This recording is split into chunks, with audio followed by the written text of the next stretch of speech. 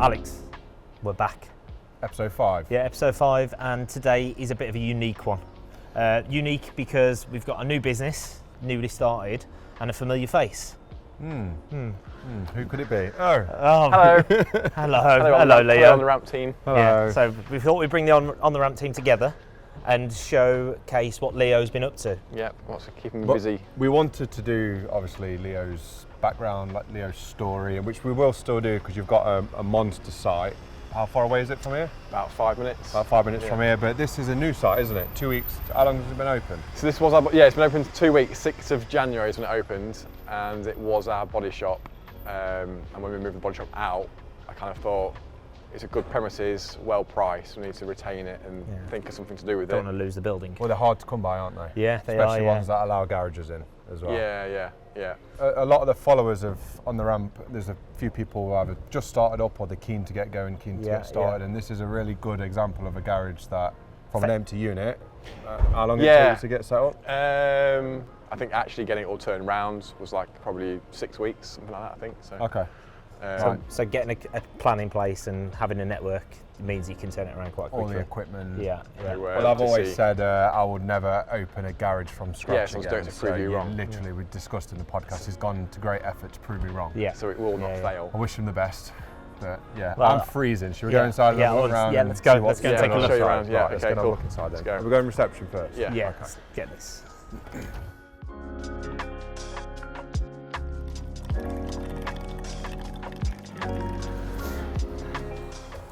Very fresh. That's better. It's very fresh in here, mate. Yeah, so we built, this was a spray booth. Oh, was it? Yeah. Spray booth, so obviously that went out and built So you put all the walls up, put the ceiling up. Yes, yeah, literally complete new office this was. It's very Tiled the nice. floor. Yeah, nice. How much was Splash it? the How much cash. do you know roughly? What?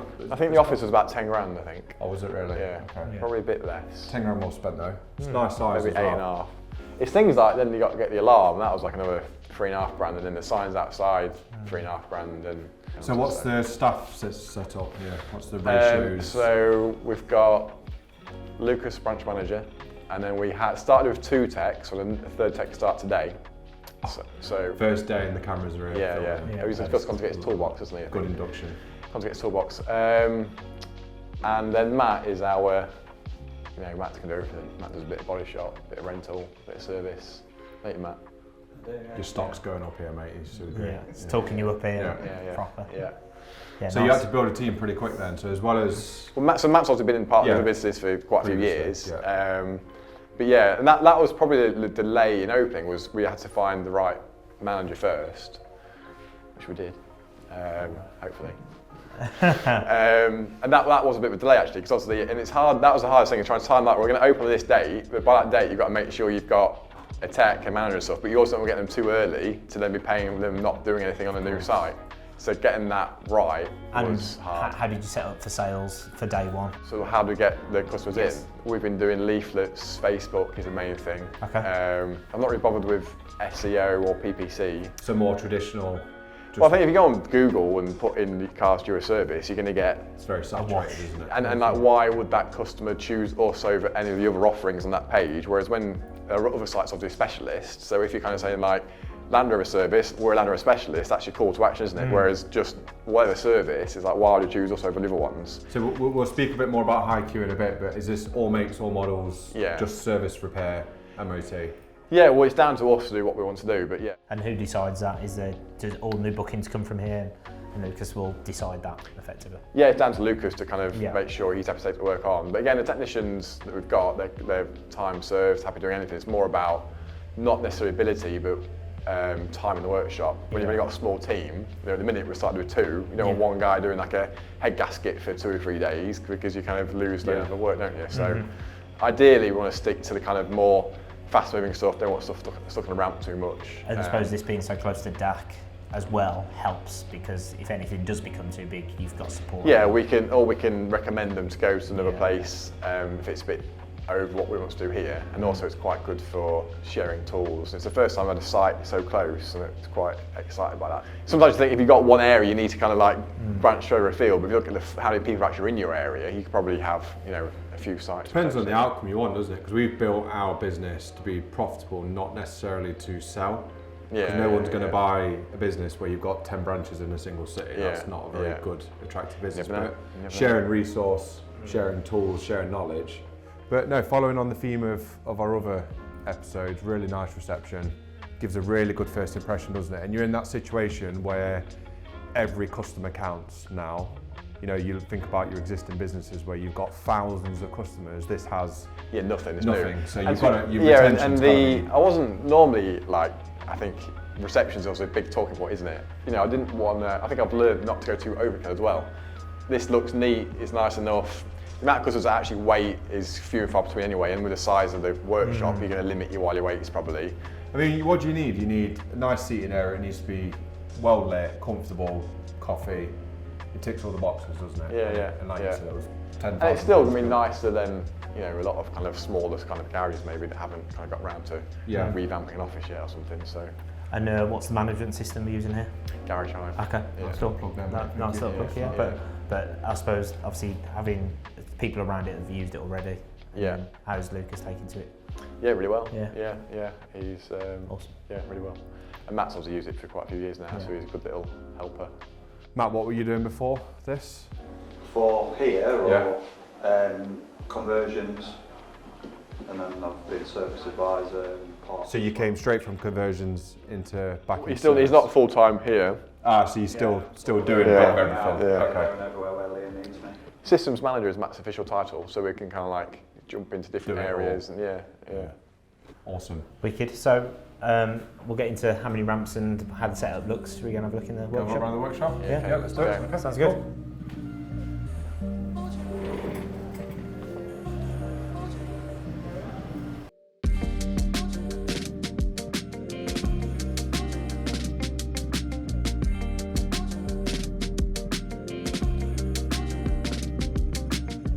This is the workshop. This is very nice. Oh, this feels really fresh as well. Sure, this floor was a lot cleaner 2 weeks ago. Yeah, it's not doing too bad. No. Did you do it yourselves or did you get someone in to do it? Did it ourselves. What was it? What did you put down? It's like a 2-pack Like a resin paint mix that we got from our fishers who do our body shop paint. Okay. They know the brief. I see we've got 5 ramps, so how many technicians were you aiming for here? I don't think they've had more than 4. So 4 technicians, 5 ramps. Yeah. One of those ramps is an MOT bay. And interestingly, I can see it's all set up for commercial as well. So you've got Class 7 MOT bay. Yeah, and that's just because I thought I'd rather, not turn one away and for the extra kind of cost of doing it. And because most of the time you don't have one because you can't fit them in, isn't it? Yeah, you haven't got the height, have you? Yeah. So is the strategy for this going to be some commercial and fleet work? Is that part of? Well, we're big into commercial at our other site, so we're not going to push commercial. It's just more if naturally it happens, then we'll see what happens. So I can see that all the equipment is it's all same, so it come from the same place. Yeah, we use butts of Tree. Okay. And the main reason we use them is because they offer a service where they did the groundworks, they got Project the electrics all done. So they map it out, they can measure it, mapped it out. Yeah, measured it all out, everything like that. So you don't think to actually use suppliers to that full extent, do you? And it just shows. I never thought of it before, but I know a supplier we normally use, they didn't do it, and then Butts did. But when you're trying to run a business and then building a site and you've got to organise a builder, organise a sparky, that's the bit that takes you time and you lose efficiencies of things. Yeah. So did they sort the electrics out as well? Yeah, they put the new electric board in, they did everything. Oh wow, okay. And that all got rolled into the finance agreement for all the ramps as well. So you can finance the groundworks, for example, which it reduced the cash outlay of a new site. So.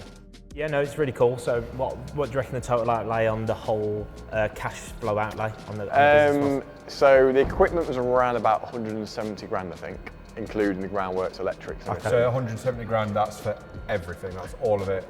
Just MOT bay, the ramps, the compressor. Compressor we actually stay from the body shop, but it includes the tyre equipment. We got like one of them Starmer heat gun things. Yeah, and then other than that, I think we're about 45 grand-ish cash outlay. That was like building the office, floor paint, alarm, signage, marketing, computers. So on top of the building, your cash outlay was 45. I think around You then that. financed The the rest. Do you know rough monthly payments, very roughly? I think it's about it's either 2.2 or 2.6, something like that, I think. So you've got the building, 40 odd grand layout, 2.6 a month, 7 years. loan repayments over 5, I think. 5 years. Yeah. That's really interesting information, isn't it, for someone who's looking to... Yeah, I mean, looking to you do can make this the numbers themselves. work quite well if you can get the Yeah. 5 ramps and you can get that busy quite quickly. Yeah, Make yeah. that turn really well. So obviously on the back of Butts being a major partner in the setup of this, what sort of other partners do we have for the daily operating? There's no other partners such. Obviously, we're part of HiQ, Yeah. which is we've used that for brand recognition. I'm not Yeah. saying it's the most well-known brand out there, but my idea of that is if we started it as Leo's Garage, and when we're sending out leaflets and we're talking about it, we're sort of saying HiQ, you know, there's 7,000 Trustpilot reviews, which is I think 4.8 rating, one of 200 something sites. Yeah. And it's not necessarily a franchise because you do what you want, you charge what you want, do what services you want. HiQ are owned by Goodyear, Okay. and they just want you to, a percentage of your tyre sales are Goodyear or a brand owned by Goodyear. Yeah, nice. So those Um, brands, Goodyear, Fulda, Yes. are the 2 ones that stick out at the moment. Yeah, yeah. I know they've got they own loads of different brands, I think. Right, But, okay. Do you get support elsewhere from them? Yeah, so they do help with marketing. So you have Yeah. like your own. You have a website within their website, but we've also done our own website as well, so we can kind of like control what we're doing a bit more versus what they're doing. And for what it actually costs, it's not a great cost really being part of HiQ. And you've got that helping hand there to kind of do social posts and things like that. Do they do like staff training for like product knowledge and technical? They do also, yeah, technical. I think there's some actually, they're doing free training at the minute for some EV things. And again, they're owned by Goodyear ultimately, so it's, you know, it's a big. I think a lot of these brand, manufacturers isn't it? just have an invested interest in the aftermarket to make sure that they stay extremely relevant. So the amount of resources that they're not wasting now they're putting directly into the businesses is allowing us Yeah, and their to kind of greatly model is, benefit. you know, again, they're looking at that 3+ market because if you look at the amount of cars that come out brand new with a Goodyear tyre on, it's a huge, they've got a massive, especially an EV, they've got a massive market. So if you've got a car that's out of, you know, you need new tyres and you're going to go for a like-for-like tyre and you seek out that Goodyear tyre, you might find in a HiQ site. So, and also for Goodyear, it's keeping them in that brand of tyre, isn't it? So. Yeah. So there's a bit more of a focus on tyres. Where are we doing them? Around? Yeah, so we've got a small area there for tyres.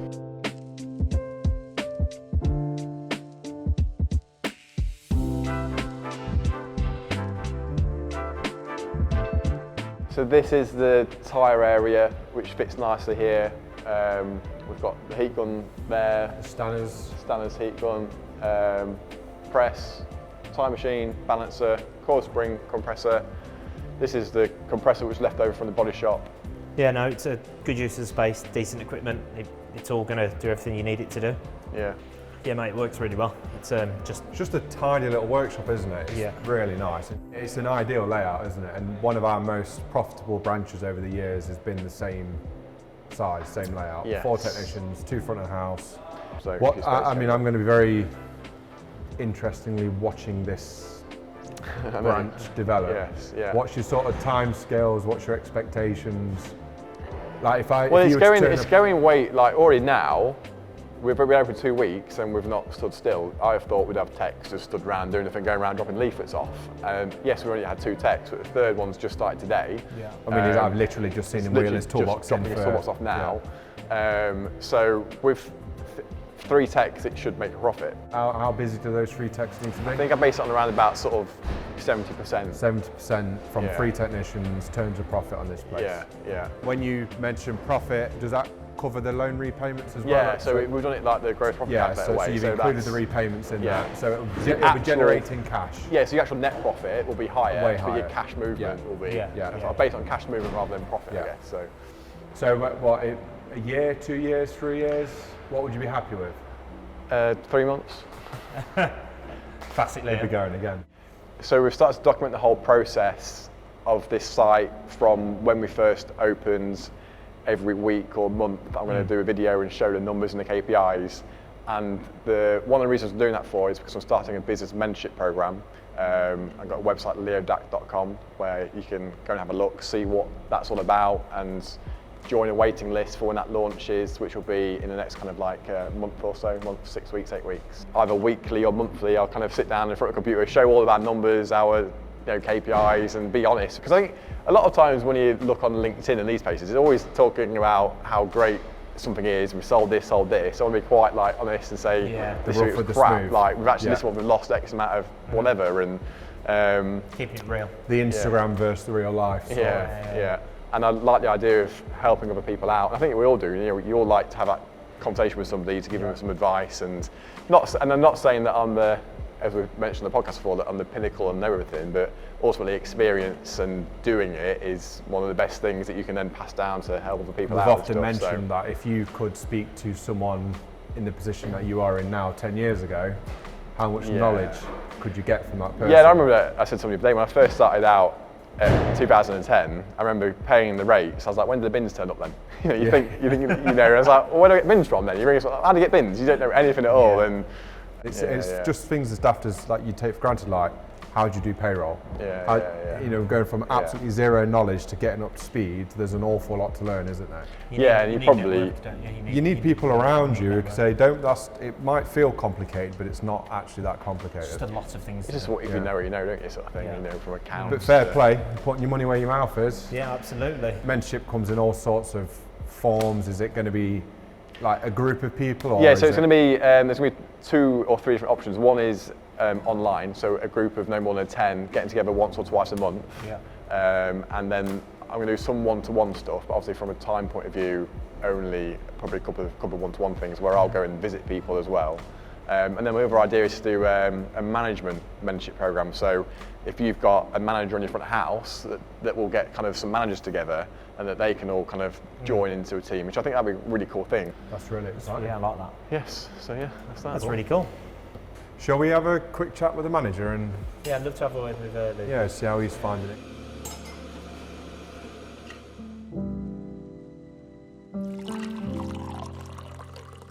Lucas, thanks for taking time out of your busy day to come sit with us. What we thought we would do is get an understanding as to what the dealer world was like to seeing this world. Yeah. And what was the reason for making a move? Dealer world was a different world. It was, I was there 9 years at Mercedes. Enjoyed a lot of it, but also, it's a lot of software updates and doing lots of bits and pieces on cars that never really get too deeply involved. And from a tech point of view, it was kind of stuffed at the back of the workshop. And this is a lot different, especially for the techs here. And for me, we're a lot more involved with customers. Was it just a technical role that you had? Yeah, I did a little bit of service advisor in for a bit to stand in and help, which is where I got a taste of this side of it and quite enjoyed it. I wanted to get off the tools and get into management for a while, and what a better opportunity than a brand new workshop and setting something up from the ground up, and even getting to come and paint the floors myself. So no, fair play, I love that. That's really good. Every bit of it, I've been involved with it since I started, so I care for it very deeply. Like your baby. Yeah, absolutely. Yeah. So when people spill anything on the floors, I'm straight out there, clean it up. No. Telling them off. And the difference between the independent world and the dealer world, different cars, different customers. Different cars, different customers, different way of dealing with people, different way of dealing with parts and problems. You haven't got warranty to fall back on like you do at dealers, and you haven't got massive backing from Mercedes-Benz or whatever it is to get you out of a hole if you're in one. So there's a lot more reliant on technicians and their skills, and very lucky with the technicians. I know so far. It's early days, you've not been here long, but what suppliers are you using? Who? Eurocar parts. Are they main, like tier 1 main supplier? Yeah, they're the only ones we've used so far. I'm not need to use anybody else. So it's working okay. Yeah, been really spot on. That's awesome. Yeah, cool. Really good. Is it mainly service work, service-based repairs? Yeah, MOT, servicing a few tyres, a few cam belts, clutches, a bit more than I thought we would do, and a few diagnostic bits with what we're offering is like an open offer. I think we've attracted a few people in for code reads and stuff like that, which we've had a bit of upsell from. So yeah, a bit of everything. It's been quite varied. That's wicked. I'm really enjoying getting the initial tour, and I'm going to enjoy seeing it come to further growth and fruition.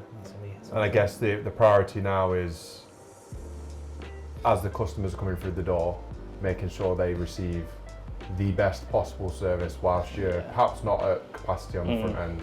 Yeah, 100%. Got to keep that retention up as high as you can, get that word of mouth out there, spread around the city. 100%, so we're doing a lot to just make it as nice of a time as we can for people, and I've seen your little bags of sweets. Yeah, little bags of Nice, sweets to actually. give to Some really people. good touch We'll be there. pinching Yeah. them on the way out. Yeah, absolutely. Don't tell Leah. Yeah, I had my wife making those at Women this weekend, Yeah. so she's an unofficial employee now, she reckons. But she got a few sweets, there's a bit of tax for doing that. So, but yeah, it's just about keeping people happy, and we're new, so from their point of view, why should they come here? But when they do come here, give them every reason to come back again. And we've had a lot of really good feedback so far, and the techs have been really good in explaining things to people, which I think they like. They like a bit of that sort of behind the scenes. And We've spoken often about technicians going alone, but we've not really spoken about technicians moving into management within a successful business. So yeah, it's a great story and I like it. It is, yeah, and I think your early service advisor experience with Mercedes probably helped with that, really. Yeah, definitely. It's an eye-opener from being a technician to then going and talking to customers and dealing with that. So. And would you say one is significantly harder than the other?